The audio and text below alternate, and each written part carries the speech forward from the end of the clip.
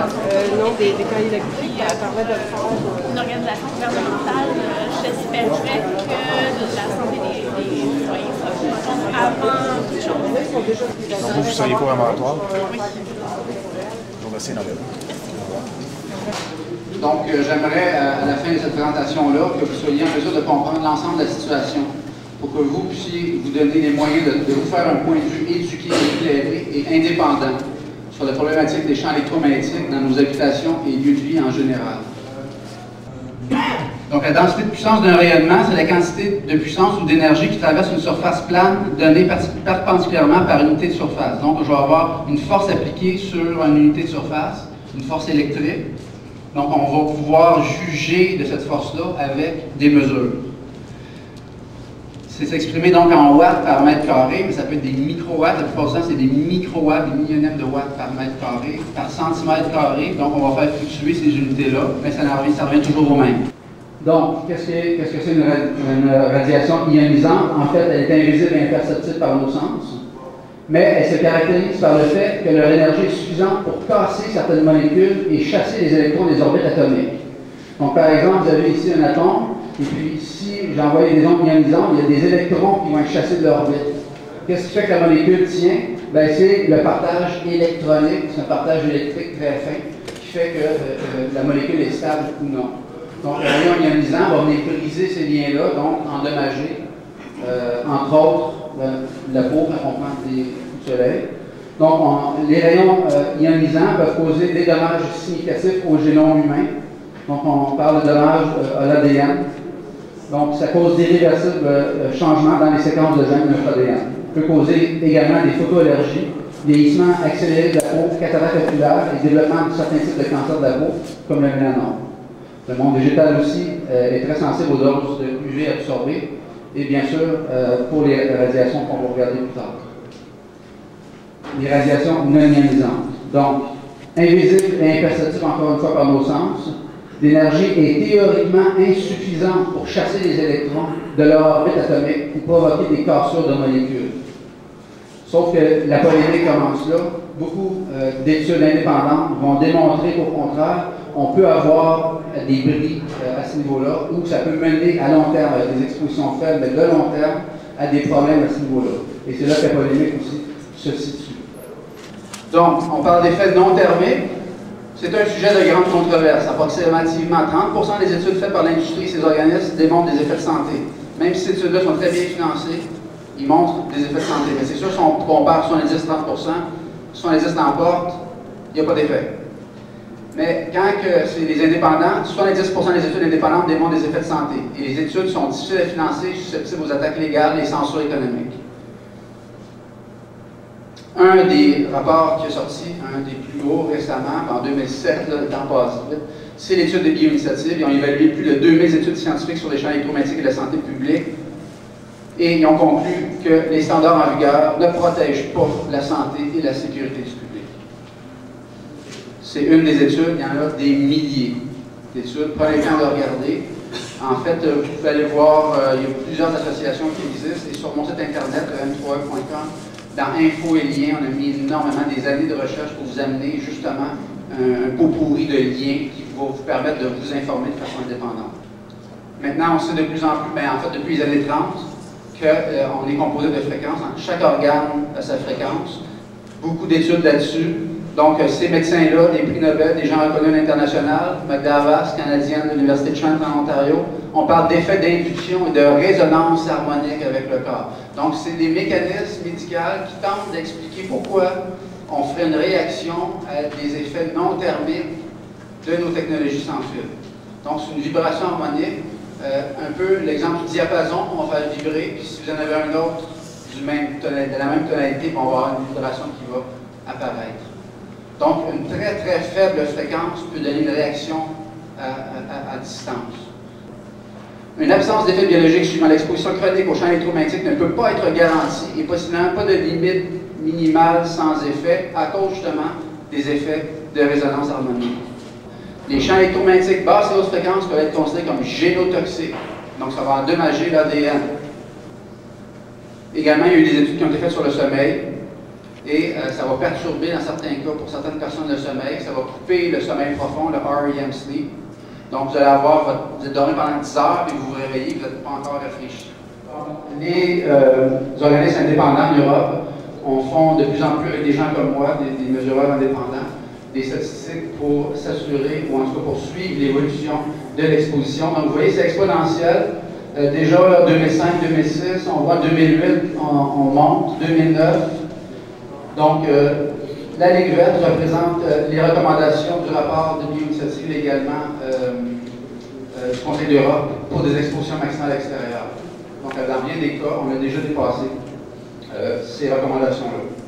Donc, on va vous parler maintenant d'électrosmog. En fait, c'est une brume électromagnétique. C'est l'ensemble des champs électromagnétiques artificiels présents exposant l'homme et son environnement. C'est maintenant une réalité moderne et une réalité qui, vu que la quantité de gens exposés, comme presque 100% de la population, on a peut-être avantage au moins à porter l'attention maintenant à ça. Également, on a miniaturisé ces choses-là. On en a mis partout dans notre environnement. Maintenant, les nouveaux appareils ménagers vont être dotés de certains types d'émetteurs. On peut mettre ça sur nos enfants pour ne pas les perdre quand ils partent à la course. Les animaux maintenant vont en avoir. Donc, la technologie a avancé très très rapidement là-dedans. Plus vite d'ailleurs que la connaissance, disons, en prévention. Donc, c'est pour ça qu'on a du rattrapage à faire. C'est pas un secret, le rayonnement peut porter atteinte à la fertilité. Les études épidémiologiques le démontrent clairement. Les docteurs aux États-Unis n'hésiteront plus à le dire à la télévision maintenant. Et pourtant, voyez-vous, les émetteurs, oui, sont proches des systèmes reproducteurs, mais quand même, il y a une distance. Donc, il y aurait un bris chromosomique ou un bris d'ADN qui va se faire, même si le téléphone portable ici est en attente. Hein. Aussitôt qu'il est allumé, les téléphones sont des dépendants affectifs, ça va se connecter constamment aux antennes. Puis quand vous recevez un appel, ben là, c'est sûr que le champ électrique est beaucoup plus fort. Si vous n'êtes plus dans un champ électrique, votre dispositif ne fonctionne plus. Donc, champ électrique pour nos dispositifs sans fil. On a maintenant des couvertures continentales, les compagnies s'en vendent. Donc, on va avoir des cellules. Donc, chaque antenne va pulser sur une cellule. Et bien sûr, ben, ça prend beaucoup de cellules. Donc, une série d'antennes couvrant un espace géographique donné pour que quand vous vous déplacez, votre téléphone puisse, un peu comme Tarzan, sauter de liane en liane, d'antenne en antenne, pour se reconnecter toujours pour garder le signal. Ce qui est proposé au niveau des compteurs sans fil, c'est de mettre en place un réseau similaire pour assurer la connectivité avec l'administration. Beaucoup d'antennes, surtout dans les dernières années, au moins 5 compagnies. Donc là, vous pouvez avoir accès à ces données-là. C'est sur le site Internet, j'ai juste fait sortir le Canada, mais chaque couleur est une antenne. Donc c'est sûr, à Montréal, on en a une bonne collection également. Ça ne tient pas compte des systèmes privés, transport, sécurité, radar, taxi, radio, TV, Wi-Fi et compagnie. Donc il y en a beaucoup plus que ça. Mais ça vous donne quand même une idée qu'en l'espace de peu de temps, on a rempli notre environnement et nos lieux de vie avec des champs électriques. Donc, hygiène électromagnétique, donc c'est pas, on ne veut pas bannir ça. On sait maintenant que ça pourrait poser des problèmes, donc on va être hygiénique, on va tout simplement faire attention puis gérer l'utilisation de façon intelligente. Donc pourquoi maintenant? Bien, le Conseil d'Europe, qui représente 47 pays, il recommande dans sa résolution 1815 du 27 mai 2011, donc c'est très récent quand même, et du 6 mai 2011 sur les champs électromagnétiques, la santé et l'environnement, d'appliquer toute mesure d'atténuation raisonnable. Également, c'est de revoir les fondements scientifiques des normes actuelles d'exposition aux champs électromagnétiques fixées par la Commission internationale pour la protection contre les rayonnements non ionisants, celle qui régit en fait le Canada, c'est sur ces normes-là qu'on se fie, qui, selon eux, présente de graves faiblesses, et d'appliquer le principe ALARA, qui est as low as reasonably achievable. En bon français, c'est d'appliquer des principes où on va maintenir une exposition aussi basse que possible, au moins en attendant d'avoir des preuves hors de tout doute qu'il n'y ait pas d'effet biologique. Parce que là, on a renversé la situation, on expose 100% des gens, puis on dit, bien, tant qu'on n'a pas de preuves hors de tout doute que ça vous affecte, on vous expose. C'est une drôle de façon de voir les choses. Et également, il recommande de porter une attention particulière aux personnes électrosensibles atteintes du syndrome d'intolérance aux champs électromagnétiques, qui est maintenant reconnu internationalement. On parle de fatigue, maux de tête, troubles du sommeil, douleurs musculaires, anxiété, troubles digestifs, trouble de la concentration et de la mémoire, vertige, trouble de la sphère nez-gorge-oreille, irritation au niveau des yeux, dysfonction du système immunitaire, etc. Donc, c'est des troubles qui sont difficiles à cerner parce que c'est comme quelque chose qui vous use, mais vous tombez malade de d'autres choses. Hein? Le système immunitaire qui baisse, ben, on voit une sorte d'affaires, on est tout le temps malade, on consomme plein de médicaments, mais c'est dur à faire le lien. Et puis, dans notre société, bon, on aime ça faire le lien hors de tout doute avant de bouger. Ici, dans la salle, pour moi, ça fait des années que je fais ça, ça fait plus de 600 expertises que je fais en domicile. Il y a une personne sur 10 qui est atteinte de ça minimalement. Vous avez d'ailleurs des électrosensibles ici dans la salle qui sont venus pour voir la présentation. Donc, on observe parfois pour l'électrosensibilité une évolution vers la chronicité. Les conséquences sont très diverses. Souffrance physique et psychologique, comportement d'évitement d'exposition, organisation de la vie autour de ce problème, absentéisme, incapacité de travail, isolement social, difficultés financières. Souvent, en plus d'avoir ça, l'incompréhension de l'entourage professionnel et familial et la non-reconnaissance du monde médical aggrave encore l'isolement des personnes électrosensibles. On se ramasse avec un cercle vicieux. Il est temps qu'on prenne soin de ces gens-là. Ce n'est pas psychosomatique. Récemment, j'ai eu une plainte d'une personne de Villeray, en fait le 11 janvier. J'étais faire l'expertise et le client perd connaissance dans sa cuisine suite à l'installation du compteur à l'intérieur du domicile. Donc, est-ce que c'est ça? Je ne sais pas, mais on a voulu voir qu'est-ce que le compteur nous envoyait comme exposition. Le compteur est très proche, on voit la table de cuisine en fait, là. Et puis moi je me place à 1 mètre du compteur pour prendre mes mesures, qui étaient en fait au centre de la cuisine. Donc, difficile d'y échapper. Donc, on voit ici l'enregistrement continu d'une durée d'1 heure. Résultat maximum d'exposition, 17 284 microwatts par mètre carré. Mais ça va varier, ça c'est mes pics. J'en ai qui sont beaucoup plus bas, qui se situent entre 4 et 5 000 et beaucoup en entour du 12 000. Et on parle de 65,6 pulsions à l'heure, qui n'inclut pas les signaux chevauchés. Autrement dit, quand vous voyez une ligne qui est un peu plus large, c'est que j'ai 2 signaux qui sont envoyés en parallèle. Donc, on pourrait compter plus de signaux que ça à l'heure. Donc, on va avoir vraiment, à toutes les minutes minimalement, ou à toutes les 30 secondes, un champ électrique qui est mesurable sur la peau et qui est constamment lancé comme ça. Écoutez, vous êtes ici, vous savez, normalement, c'est ce type d'assemblée citoyenne-là. Les conférences que Stéphane a faites et moi, ce que Georges a parlé, normalement, on a ça lorsque les citoyens se plaignent qu'on va faire une antenne relais dans leur voisinage. C'est la première sensibilisation qui est faite au niveau des citoyens et c'est la première majeure là, par rapport aux compteurs, évidemment. C'est nouveau les compteurs au Québec. Pour vous dire qu'effectivement, c'est une problématique qui n'est pas qu'à Montréal, qui n'est pas qu'au Québec. En Ontario, ils ont été installés il y a quelques années, il n'y a pas de problème. En Californie et en Colombie-Britannique, ça se bat aussi énormément par rapport aux compteurs. Évidemment, c'est un combat qui se fait en parallèle avec les antennes relais et l'utilisation des Wi-Fi un peu partout, parce que tout ça, il y a un dénominateur commun, c'est vraiment l'utilisation des micro-ondes comme technique de communication. Et c'est ça que nous, on dénonce. Si on est ici aujourd'hui, aujourd'hui, il y a une conférence de presse faite par, entre autres, l'AQLPA et Villeray Refuge. Et que fait l'AQLPA là-dedans? L'AQLPA, évidemment, elle est sensibilisée par rapport à la pollution électromagnétique, mais la QLPA est aussi membre de la Régie de l'énergie, qui, elle, c'est elle qui va autoriser Hydro-Québec à l'installation de ces compteurs partout au Québec. Les 3,5 millions de compteurs au Québec, c'est la Régie de l'énergie qui va autoriser ça. Au printemps, la QLPA fait part de certaines craintes par rapport aux effets sur la santé de ce type de compteur-là, étant donné que ça se conteste un peu partout. Hydro-Québec nous a convoqué, Mme Courville, M. Michel Plante, le médecin d'Hydro-Québec, et M. Georges Abiad, qui est le directeur du projet des compteurs intelligents, nous ont convoqués et nous ont affirmé, solennellement, qu'ils avaient fait le choix du compteur le plus sécuritaire qu'il n'y avait pas sur le marché. Et ils nous ont dit, à une grande surprise, que les compteurs, on les mettait que 6 fois par jour.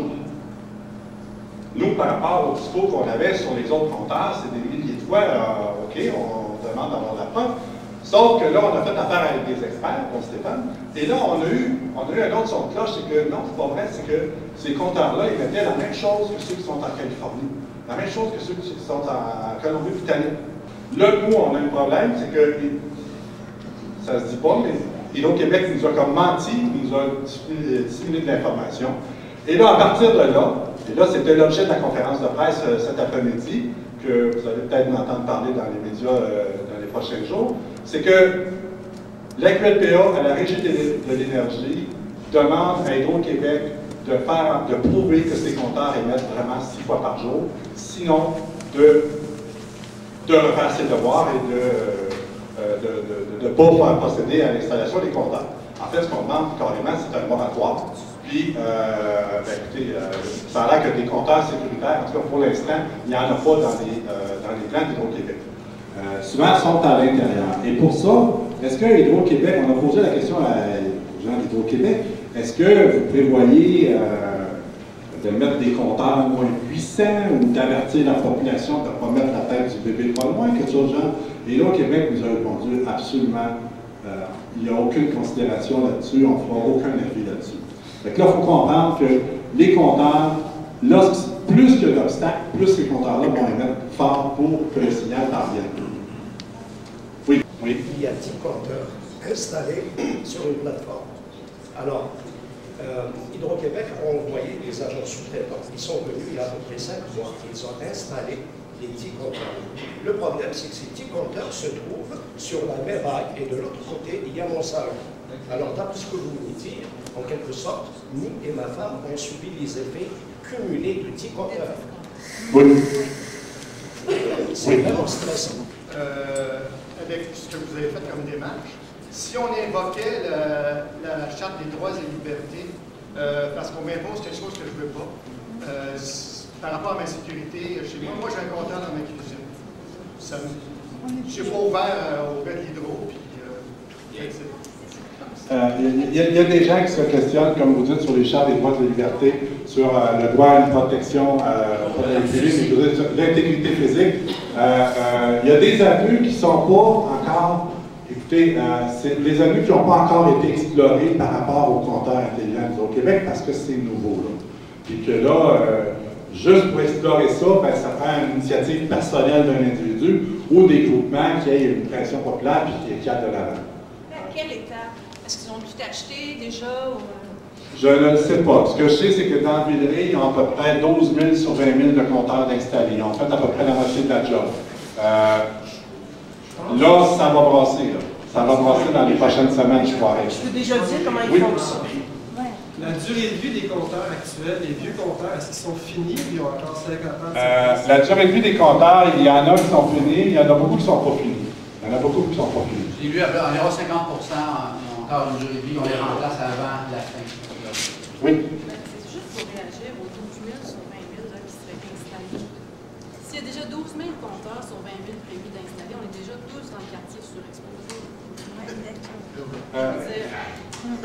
Qu'est-ce qu'on peut faire collectivement pour... en tout cas, c'est sûr qu'il faut enrayer, c'est-à-dire que les 8 000 qui sont pas installés, on essaie d'arrêter. Depuis quand cette opération-là est en cours aussi? Ça fait 4 ou 5 mois, je pense, c'est au début de l'été qu'ils ont commencé l'installation. Puis, volontairement, ils le font, comment dire, à petite échelle. Parce qu'ils sont en rodage aujourd'hui. En fait, ça a l'air qu'ils ont bien des problèmes. J'aimerais poser la question que Michel a introduite au départ. Est-ce qu'on a le droit de refuser? J'ai reçu la lettre qui m'a annoncé « Madame, vous êtes très chanceuse parce que vous êtes parmi les citoyens qui ont été choisis pour... alors, s'il vous plaît, communiquez avec nous, blablabla. » Il y a beaucoup de gens qui m'ont dit « J'ai pas le droit de refuser. » Mais qu'est-ce qu'ils peuvent faire? C'est chez moi, là. Est-ce qu'ils vont venir puis me forcer à entrer dans ma maison? Est-ce qu'ils vont couper mon électricité? À la limite, c'est à peu près tout ce qu'ils peuvent faire. Parce qu'ils ne peuvent pas forcer votre domicile. Ils ne peuvent pas. Ils m'ont dit que c'était obligatoire. Ils ont pris le rendez-vous. C'est Hydro-Québec. Et puis, c'est des contracteurs. C'est pas des gens d'Hydro-Québec. Ça prend 5 minutes. C'est fait. Normalement, ils vous avisent. Ils ne vous demandent pas la permission. J'ai dit, est-ce que c'est obligatoire? J'ai dit, moi, j'en ai déjà un compteur. Ils m'ont dit, c'est obligatoire. Mais moi, j'avais jamais entendu parler de ce qu'on parle ce soir. Alors, je pensais, j'ai été la citoyenne obéissante. M. Stéphane Belletti et M. François Terrien. Moi, mon initiative, ça a été d'écrire par courrier recommandé de signifier un refus par le courrier recommandé. Il y a un formulaire qui existe sur le site Villeray Refuse. Et j'ai envoyé ce courrier recommandé directement à la direction d'Hydro-Québec, Mme Courville. Et puis, on m'a répondu dans les 2 jours qu'on m'accordait un délai jusqu'à ce que la régie rende sa décision. Ce qui fait que dans mon cas, j'ai un sursis. Les 3 compteurs à la roulette qui sont devant chez nous, ils vont rester là. Bon. C'est donc possible. Il y a d'autres personnes qui se sont manifestées dans le groupe Villeray Refuse et qui ont fait la même démarche et on leur a répondu la même chose. Je veux peut-être ajouter quelque chose. Pour l'instant, Hydro-Québec ne semble pas vouloir entrer en conflit systématiquement avec les citoyens qui refusent. C'est-à-dire qu'ils cherchent à les convaincre plutôt que de s'opposer en disant, même si vous n'êtes pas d'accord, on rentre pareil avec notre équipement.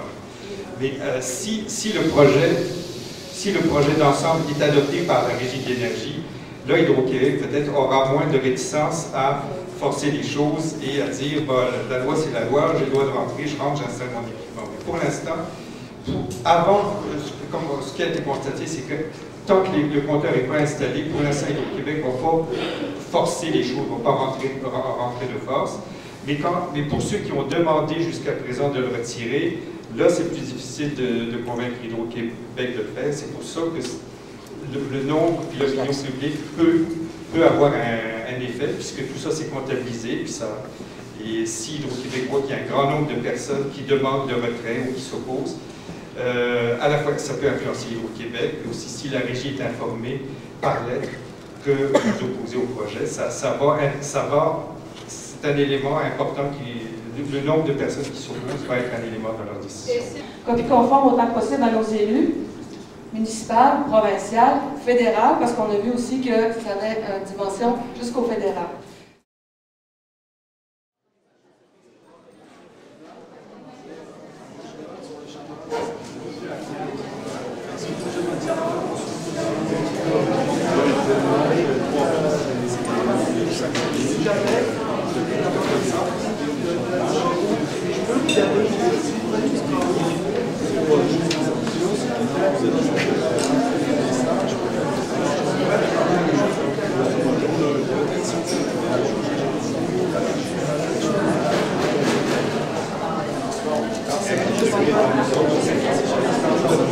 Merci.